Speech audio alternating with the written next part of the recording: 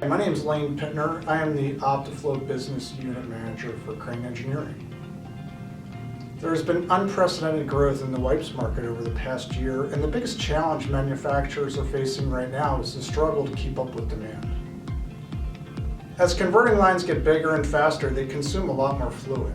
In many situations, manufacturers have the ability to get more production out of their existing converting lines, but their traditional batch systems are not able to keep up, and they don't have the space or manpower required to add more tanks and make more batches.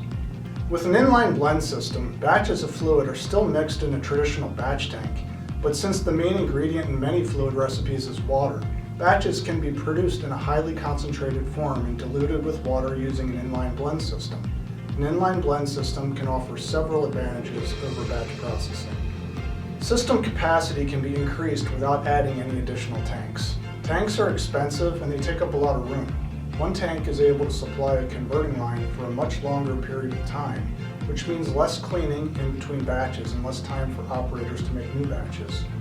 An inline blend system provides highly accurate ratio control and also offers the opportunity to add ingredients, such as fragrances outside the batch tank, which means that manufacturers can potentially make fewer base formulas and add the differentiating ingredients later. We worked with a company that switched from a traditional batching system to an inline blend system, and they were able to extend the runtime on one tank from 90 minutes to 30 hours.